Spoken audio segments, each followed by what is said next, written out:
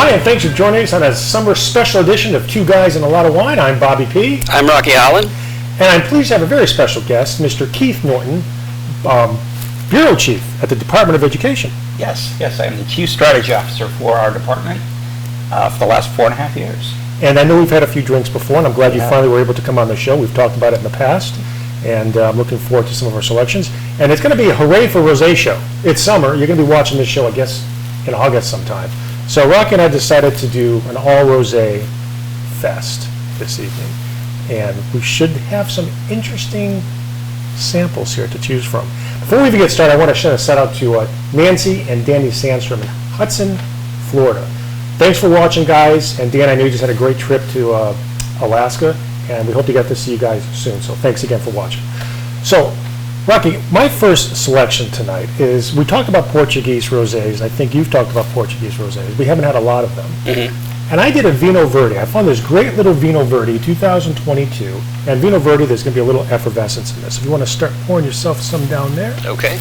And it's kind of an interesting one, Keith. Do you drink Vinho Verdes at all with that little essence sometimes? A little bit, yes. And I sort of like them in the summertime. They tend to be on the cheaper side, but they tend not to be very good if they're not cold. So this one is kind of interesting. It's a 4-wine varietal rosé. And I can't even pronounce that. I'm going to try, Rocky. So it's the Mapreco Vinho Verde. It's the Touriga Nacional grape, the Orinto Bucese grape, and the Rieno grape. And there's one other one that I did not write down. So 4 different grape varietals. Yeah, those are pretty common to that region. Right. I don't know that I could pronounce them either, so I'm going to try. I'm horrible. I have a lot of knowledge, but it's all from reading, so when it comes to pronunciation of stuff, I'm not around a lot of people that are pronouncing these types of grapes, so I just kind of, for the purposes of the show, I'm like, yeah, I've heard of that. Makes being conversant a little seen awkward. That somewhere. Yeah, exactly. So. And just to remind our audience, Vinho Verde just means there's a little effervescence in the rosé. What does that mean? Green wine in Portuguese, Spanish? At this temperature, it's certainly interesting. It smells like strawberries, like really heavy strawberries. Somebody said, Bob, you and Rocky always say it smells like strawberries. We should be a little bit more exact when we say strawberries. It's either high concentrate of strawberry essence or smell, or low. So we'll try to be a little bit better with that. So this is a little on the higher side for strawberry. Higher side of strawberry. This is candied. And it does have that effervescence, frizzante, as they say in wine terms. Not quite like you would get in champagne, but it just got a little bit of a tingle. Just a little. It's a cool wine. It reminds me of one called Chocolino, which is up in Spain. But this one is it's like a strawberry kind of soda. Yeah, I mean, definitely chilled, I think, Keith, would probably be the way to go with this. I think especially because of the effervescence, I think chilling it is important. Like the effervescence gives it just a little bit more of a summer blast, I think. And as we're talking about summer wines today. So. Right, and I think this is fine to sit out on the back porch and drink alone, or even at table with dinner or something. I think it's very versatile, and I love that. Just again, that splash of effervescence. You get it right in the end. Yes, especially you do. And it's one of those wines that it's a little strong forward, but it does dissipate very quickly. So it does. I could drink this. I could drink this whole bottle. It's almost like you can tell that the alcohol is a little bit lower than I think it's 10.5. 10.5. Okay. So that makes it easier to drink. Obviously, easy quaffing wine, porch pounder as we call them. And looking ahead at the week and weather coming up, they're saying it's going to be very unstable. It's going to get a lot more humid. If it's hot and it's humid, I want more of a wine like that. I agree. I think it's got to be on the lower concentrate of the alcohol. Exactly. Because you're going to be drinking a lot of it. Right. So if you drink it too too high, it's going to hit you a little harder. But exactly. I think that's a winner. I mean, you're down at the shore a lot like we are, so I think that's something certainly you can drink very comfortably, not in the direct sunlight, but if you're just sitting on your back patio with a little shade. I think that's great. And a great picnic wine, too. I think it is a great picnic. And it's between $8 and $10, so you certainly can't beat that. Oh, wow, okay. Actually, I take that back, Rocky. It's between $10 and $14. Oh, well, so, still a bargain. Yeah, cheap at twice the price. You can find it locally. I think this one was from Park Road. Liquors on Park Road. Yeah, I like, occasionally I like to drink the sparkling rosés. And then sometimes I like a flat rosé, and this is just kind of lands somewhere right in the middle. When you're not in the mood for sparkling, but you're not in the mood for flat, this is what you would have. Pretty cool. All right, so I'm going to give this one a thumbs up. Yeah, this is a thumbs up for me, too. Thumbs up, Yeah, we three start with thumbs a up. thumbs up. Now, I'm going to have the second wine tastings because that's the way we have them lined up. So as usual, I had to get a French because Bobby P loves his French rosés. So it's a Chateau Bleu, and this is another 3 varietals of grape. It's a Shiraz, Syrah, Cabernet Sauvignon, and Grenache, Cinsault. Is that how it's saying? Cinsault? Cinsault. And once again, beautiful bottle that Rocky starts to point on there. Of course, Rocky still has some in his glass. Oh, I brought a dump bucket this time. I forgot the dump bucket last time. That's why I was getting... And as My wife Keith and I gets were mad at talking me. about earlier, this is a lighter color. So Keith's wine that's coming up is actually lighter than this one. So we have a really wide variety of colors tonight. So I'm curious to see what the taste difference is for these colors. So we've talked about it. Let's see if there is one. And I was doing some research because on our last show we had you said it was the #1 sparkling wine in Spain or something like that, rosé. Something #1 rosé in Spain. Anyway, I tried to find what the #1 rosé in the U.S. was, and I was going to bring one on the show, but it was the Chateau d'Esclans, the Whispering Angel, and those run north of $23 a bottle. So I kind of said, for the purposes of the show, when we're taking a couple of sips of it, I don't know that I really want to blow $23 on that one. I'm sure it's good. I think I've had it before, but I mean, for Provencal Rosé, do you really want to drop that kind of money when you can get some good ones for $12? Yeah, this is a Provincial too, I believe. This one. Yeah, that's why I brought it up. The #2 is Mirval, which is also from that same. That's my go-to taste right there for a summer rosé. It's almost Sauvignon Blanc-y to a little degree. Yeah. Maybe just a tad bit too much Sauvignon Blanc-y. It's got an herbal characteristic to it for sure. A lot of these from this particular region of Provence have this herbal characteristics. If I'm going to pronounce it right, Coteau, en Provence, it's almost like I don't want to say a grassy note, almost like a kind of a peppery grassy note to it, that it's not just cherries and strawberries and watermelon and the stuff that you normally get in rosé from pretty much anywhere. This one's got a little bit of a herbal to it. So. Yeah, I would say, because I'm going to try to do better with this, when we say strawberry, this is mild strawberry too. And I'm going to go more apple with this one, because to me this, at least for my palate, this really reminds me of a Sauvignon Blanc to a certain degree. I get a little bit more apple in this. It's got a lot of Sauvignon Blanc characteristics, it sure doesn't does. it? It does. This is a wine, I think when we had the first one I mentioned that this is something I could just drink on the back porch and not have any food. I would actually rather have this one with something to eat. Some grapes, some cheese, some crackers, some fruit. I think it's a good pairing wine where that is a good standalone wine. Interesting point. I'll You're right. test that right now with some cheese. I had never found that sometimes rosés or whites go very well with certain types of cheeses. I'll eat them because I'll pretty much eat anything. Yeah. But this is a hard, or is it a dry cheese? I can't remember what I put out there. Is that like? That tastes like sharp cheddar. It is a sharp cheddar. That's Does that something go you want, well like a Merlot. Yeah, it does. I think all cheese and all wines almost go together pretty well. I don't know that it would be the first cheese that I would reach for.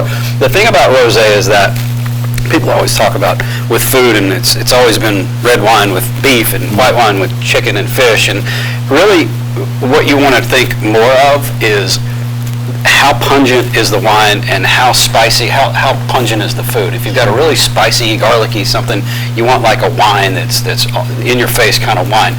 Rosé is incredibly delicate. Most of them are. So you want really delicate foods. And what would that be? I don't know. I mean, whatever you're... A lot of fish, probably salmon. Probably, yeah. Haddock. A lot of summer food that you would eat in a restaurant. Yeah. Shrimp, as long as it's not too spicy. Probably lobster would probably very well too. I find that foods that are on the saltier side tend to also pair pretty well with rosé.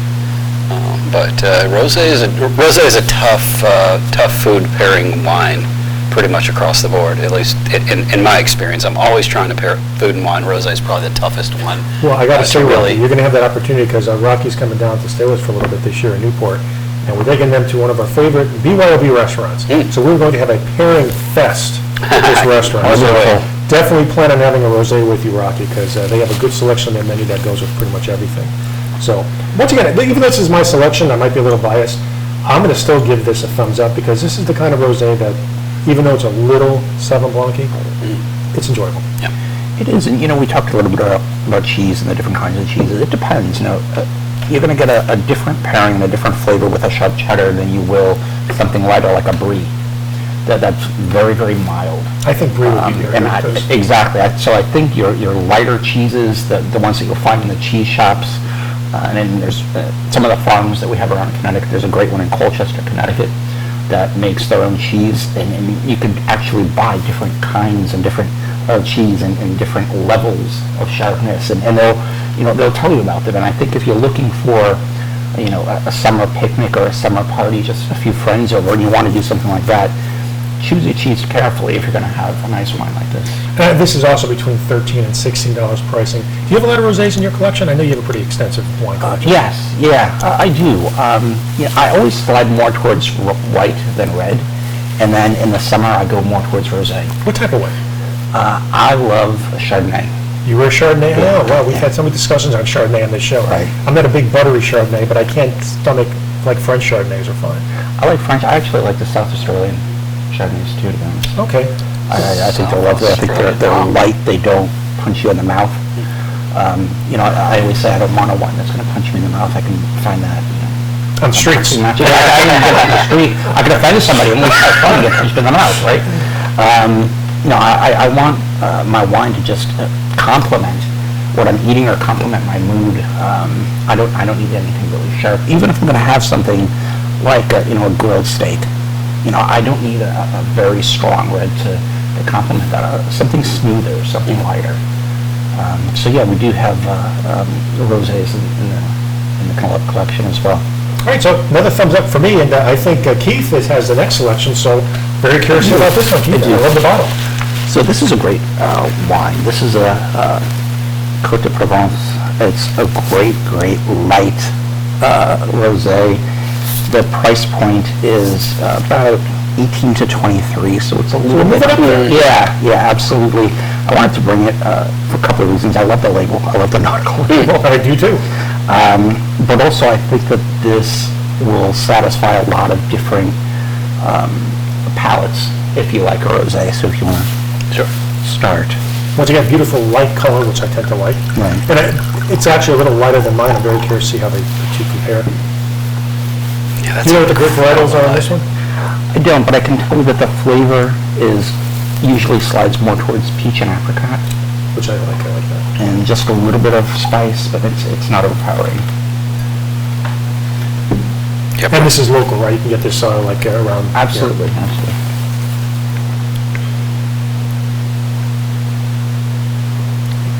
Oh, that's wonderful. So this is from basically the same region, a couple towns over, and it's different. It's very different from the last one. It doesn't have that herbal element that we had from the last one.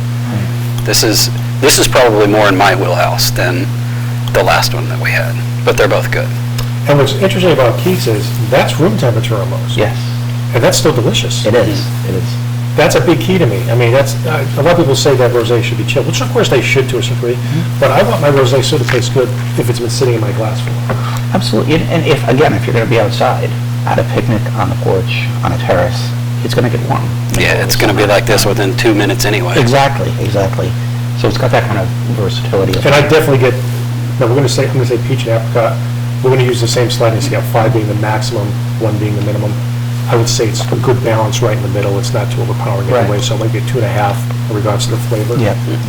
Yeah, I can definitely taste that apricot, which is a pretty cool note for a rosé. And I think the apricot stays with you a little bit after. Sure does. That's delicious. That is absolutely delicious. I'm really surprised that I would enjoy a rosé, even though I have so much at room temperature. Right. Because that pretty much that's not warm. It's room temperature in the studio. And people are always saying, what's the difference between a $10 bottle and a $20 bottle? We're finding out right now.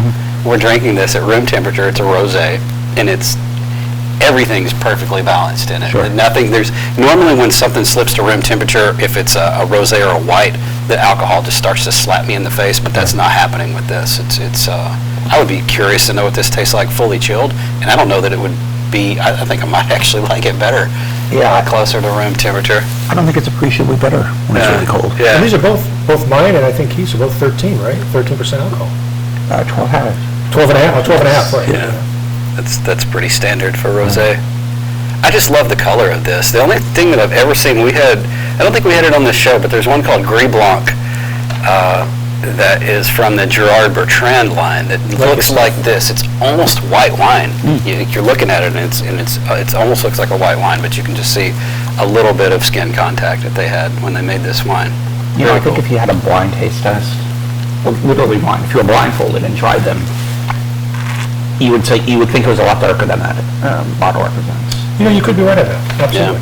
That'd be fun some night. Well, let's get a hooray for Rosé continues tonight. Yeah. So 3 good ones right off the bat. So Rocky's choices are up next, and I just want to say that once again, I'm really surprised how good the 3 have been so far.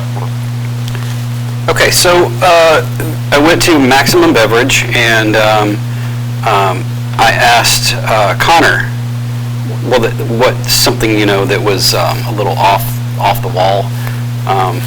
Actually, I found this, and then I asked him, I said, is this good? And he said, this is fantastic. And so, this is from Turkey. Oh, this is Have we ever had a Turkish wine on the show? If I have, I don't recall. I don't think so. I don't recall doing, but, so I've never had this. I couldn't tell you the last time I had a Turkish wine. I'm sure I've probably had a Turkish wine at some point. The grape is called Calcarasi. I'm assuming that's how it's pronounced, but never had it. This is a whole new varietal that I have never experienced. I can tell you right now. If I have had a Turkish wine, it could be so long ago that I just don't remember. You never see it on the menu. You do not. Right.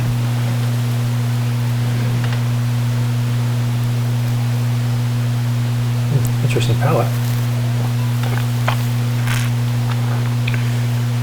Whoa, that tastes different than it smells. It does. What am I tasting here? It comes in later. It hits you a little You bit taste later. it, and then you're like, whoa, what was that? What was that? That is, But then it dissipates quickly. it did, but that's a kick in the face a little bit. Or Yeah. a kick in Yeah, the you palate. smell it, Yeah. and it smells like any rosé. Right. The strawberry, watermelon. Definitely not That's getting any what level apricots on this started one. on a 1 to 5 scale. On the nose? Pretty heavy. I would say 4 out of On 5. the nose, it's high. Yeah. Leaps out of the glass at you, but what is that flavor that I'm getting? And again, I don't drink Turkish wines. It's is it a spice or is it a fruit? Yeah, that's Is not it strawberry. is it a mineral? What is this? I think it's more of a spice than a fruit. It is definitely a spicier rosé. Yeah. I can't think of, but I don't get any strawberry in the flavor. No. You've stumped us, Rocky, here with this one. It's when I taste aged whites, there's sometimes an element that, for lack of a better way of referring to it, it's called green almond. There is a green almond kind of a flavor that's in this. I can see what you mean by the nuttiness. Yeah, it's got almost like a hazelnut thing going on. I'm going to get more in the after. It's interesting. After effect. I gotta say, I'm not sure I like this yet. I need to see how it goes with a piece of cracker. This might actually be a better food wine. What would I pair it with? Yeah. This is a buttery French cracker. It is a buttery cracker. That goes very well with it. Okay. It's a little bit of a vegetal quality. For me, I'm gonna say this It's is more of a food, like you were talking about earlier with the food. Yeah. Rosé, this Yeah. might be more of a, for me at least, for me. I wouldn't hesitate to serve this with swordfish just taken off the grill. Anything with butter. Wonderful. This is Yeah, with the lemon butter This is a very sauce. heavy butter Or- cracker. Or bring it out a bit more. Completely. Yeah. I almost want to say green beans. Then I'm tasting green beans. Yeah, I'm green tasting beans. something. I'm tasting something green, but it's not grass and it's not bell pepper, but it's a green. It's a green. And this bumped up in alcohol, right? This is a 13, you said? I think this is a 13. Yeah. I don't know how hot this region is. Hungary, or Turkey. Did I say it was Hungarian? I meant to say That's Turkey. Turkish, yeah. It's Turkish. So yeah, this is from Turkey. I don't know anything about Turkish wines or Hungarian wines. Well, I know Apparently, I right don't now know the this would difference. go great with something spicy, like Thai food and something like that. So we definitely go with that. Okay. Yeah.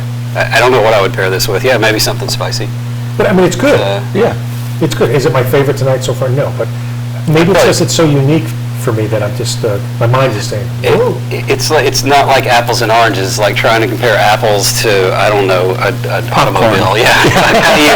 How do you compare this to the rest of them? This is in a different class. Yeah, it really is. I think the first three were all very good. I think they had similar qualities, and this one is we just took a sharp left on the fourth one. Yes.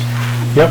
The first were just driving down the road nice and normal, Right, maybe in a nice SUV. Yeah. And then along comes like, a crazy driver. And Rocky just blew us off the road. Yes, right. Yeah. I like it, but I like it in a different way than I agree. those. So. For me, I'm going to give it a half. Yeah, But I could change. I could change over time and maybe. Yeah, I'm going to say thumbs at maybe 11 o'clock, somewhere around there, 1 o'clock. It's not a full thumbs up, but it's not a thumbs down or sideways either. All right, well, that's very interesting. So we are now on the Meiomi, which I'm sure a lot of people are familiar with the brand name, but I'm not sure if I've had their rosés. So what I wanted to do when we did the show is kind of, skip around from different regions, and then there's California. What do you do with California rosé? Like, I'm not going to bring a Behringer White Zinfandel. For ages and ages, it was all California White Zinfandel. It was just, if I had to say what most California rosés, it wasn't even called rosé, it was just White Zinfandel back in the 90s, and it just tastes like rubbing alcohol with some strawberries thrown in. Right. It's one step above moonshine. That's how bad the rosés were in the USA in the 90s. And then now Meiomi comes along, and they did to Pinot Noir something that they had this whole Tri-County thing where it's everybody wanted to be Meiomi. Meiomi just became the number one Pinot Noir for a long time running, and then you got all these copycats of the Meiomi Pinot Noir. I've never had the Meiomi Rosé. It's made from Pinot Noir. It's from USA, so we're getting USA box This is a virgin tasting for you too? Yeah, I've never had this. Wow, this is If I've had this, No, I haven't. if I've had this, I don't remember it. And I'm not a big fan of Meiomi in general, and I'm also not a fan of what Meiomi did to the wine market with Pinot Noir in the USA, but I'm willing to give it a chance. We always give our wine an equal opportunity. This is an equal opportunity show. Now, whether or not it's allowed to move on to the next level with us, that's a whole And we'll see. My wife is texting me, did you start taping yet? She knows I'm taping. It's very good to say, I don't like this kind of wine. I don't usually buy this kind of wine, but I thought to bring it on the show. This is probably the mildest aroma of all four, so we've tasted so far. Okay. I'm going to go. Oh. I'm going to go ahead and say that this probably is not dry. This is off dry at best. In terms of dryness, dryness typically means, just in pure chemical terms, 5 grams per liter of residual sugar. So when you make the wine, it's just grape juice, which is all sugar, and then eventually the sugar turns to alcohol. But sometimes they'll leave some of that sugar in there. They'll stop the process because they want it to be sweet. Very common in USA, California wines that have a lot of sugar in them left. It's something that I don't like. It's something that I don't like about regular Meiomi, and this one I would say is at least, it's not dry, at least 7-8% residual sugar, if not north of that, because it does taste kind of sweet. It's interesting. See, I would not agree that for my palate it's overly sweet. However, I would say that all four of the rosés we've had tonight, its flavor drops off the fastest. It is, but I got to go with Rocky on this one. This hits me very sweet. It does. Compared to the other four that we've had, wow. I'm very sensitive to sweet, but I feel like it's, people oftentimes confuse sweet with fruit, and you can have something that's bone dry, no residual sugar whatsoever, but has a lot of fruit. This has a medium amount of fruit, and what we're dealing with now is the Pinot Noir grape, whereas most of your rosés, the market is dominated by rosés that are driven by Grenache, Syrah, and so Mourvedre, all these Rhone varietals that work really well in rosé. And then you've got Pinot Noir, which can be super hit or miss.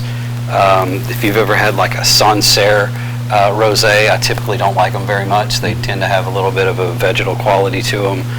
This one right here, straight, they say it's 100% Pinot Noir. The jury's out on Meiomi. Some people will tell you that Meiomi puts like Syrah and all kinds of other things. I've heard Riesling goes into it. I don't know. But from what I've read, this is 100% Pinot Noir. I think it's kind of sweet. It's got a little bit of a honey note to it. Yep. I would agree with that. It's not offensive. No. I could drink it. But I feel like if I drank this whole thing, I would probably have a headache the next day because sweet wines tend to give me headaches. So we're, at least in the consensus on the left side of me, that this is probably the sweetest rosé in the table? Absolutely, yeah. This is the sweetest rosé that I've had in a while. And that was, and again, California, just, you sell what your market wants. And Right. people in America love California wines that have a lot of sugar on them. So I can't fault Meiomi for making this wine. It's not in my wheelhouse personally. What's the price point, Rocky? This sells between, I'd say, around $14 to $17. It's not cheap. I'd rather pay 18 to 23 for mine. Sure, yeah. It could kick in that extra $5 Yeah, for yeah. yours, for sure. All right, so 5 very fascinating selections this tonight. We forgot to do last time. No, we still got 2 minutes. No, we got 2 Oh, minutes. okay, all right. We are getting our 2-minute signal, which is always goes by so fast. So I know what my favorite wine is tonight. So I'm going to let our guest and Rocky decide first where they're going to pick. We'll see what the consensus is. Do you want me to go first? You go first. You know what my favorite was. The one in the middle here. I don't remember what it was That's called. mine too. That's mine too. I think we could say that. So, our That's me not getting back on the show again. Not at all. But what I hate, I love when we have, like, there was one show, I guess it was 2 shows ago, where there was a wine that ran like $7 or $8 that won the best in glass. Absolutely. But this one is like, Right. you expect the most expensive wine to get the best in glass award, and it did this time. It did. The universe is working as it's supposed to work. It is, so. but I gotta say, my close second is the Mapreco. I love that. The Mapreco is up there. Like I said, there's nothing. There's no dogs on the table. No, So no. we're talking about a pretty, but the standout is still Keith's. Yeah, I like that. It was just so smooth. It just, Yeah. it's one of those wines that it's dangerous because I could just sit there and drink it because I'm not tasting any alcohol Yeah. in it. And before you know it, I'm like, this is not beer. You need to slow down, buddy. Right. But if I had to go second place, I actually like this Turkish. I thought the Turkish wine was really kind of cool in a weird way. But So I got to ask our guest Keith. I said, since you brought the favorite wine in tonight, what are you doing the rest of the year? Because you must have some other interesting selections that we might also agree are probably some of the best. I do. I'm always available. All right. Maybe the fall Sample with wines with friends. What about reds? What do you like for reds? I tend to go with Malbecs and Shiraz. Absolutely, yeah. I like smoother, and I think that's what I brought tonight, smooth and a rosé. You certainly did, and I want to thank you again, Keith, because you brought a winner. I'm glad that yours won. Rocky, your selections were great also. My selections were okay. I mean, I still like this one.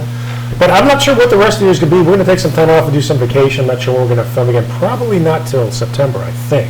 But that could change. We'll see what happens. But right now, probably September. So once again, everybody, thanks for watching, making us so popular and such a great success here. I want to thank Rocky. I want to thank Keith. And until next time, keep all of us in your wine cellar.